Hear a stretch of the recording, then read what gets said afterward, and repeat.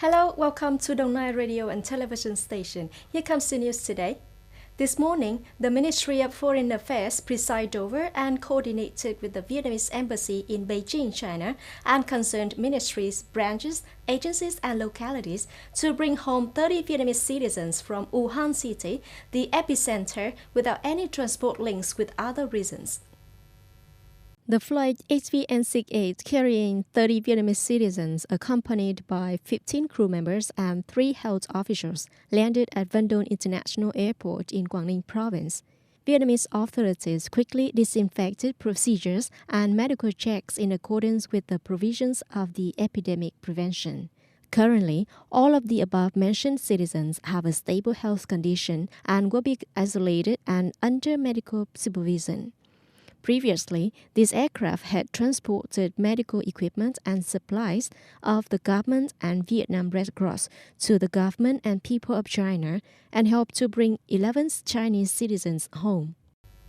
Continuing to prevent an acute respiratory infection caused by coronavirus, this day, Thống Nhất and Tân Hạnh wards in Bien Hoa City have started the environmental sanitation campaign.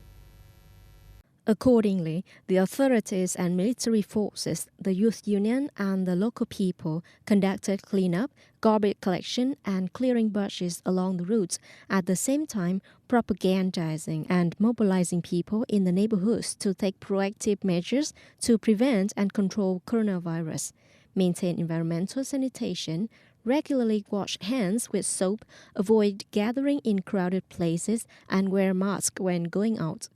In the complicated situation of the epidemic, the work continued to broadcast with 30 banners in key areas, distributed more than 3,000 medical masks and many other leaflets to the people and small businesses in markets to prevent the spread of disease.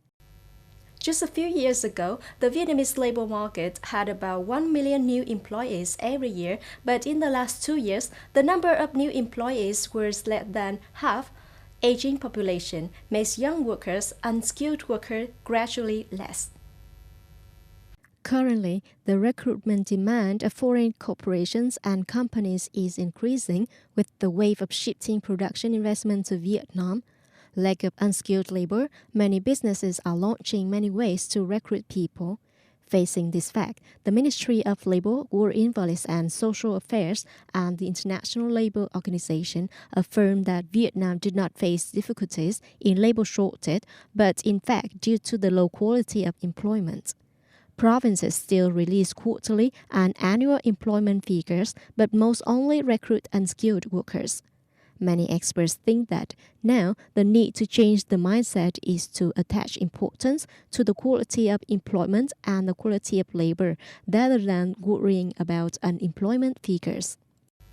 Yesterday, U.S. President Donald Trump announced a proposed $21 trillion budget package for 2021, which includes spending cuts in various areas. New budgets for the 2021 fiscal year include $740.5 billion for military spending, $590 billion for the non-military spending, and $3.5 trillion for expenditures.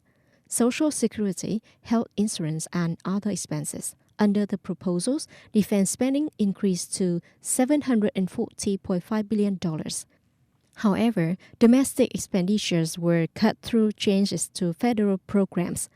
A series of spending cuts, such as student loan assistance, housing, food stamps, and Medicaid health insurance, show President Trump's efforts during the election year continue to shrink for federal safety nets. Donald Trump said, with this budget proposal, he will bring the U.S. budget deficit to zero in a short time. At least 2 police officers were injured and a suspect was killed at a Walmart store in Forest City, Arkansas, after a person opened fire on Monday, the authorities said. The police chief said the suspect was also shot inside a store on Derrick Road and died at the scene. It is not clear the state of the injuries of the 2 police officers shot to a local hospital in a state of alertness. The other person was taken to Regional 1 Hospital in Memphis, where his condition is unknown. Police said the incident began when they received information from a person inside the store saying a man was acting threatening. Arkansas State Police confirmed they were asked to investigate the shooting but gave no further details. That's all for the news today. Thank you for joining us and goodbye.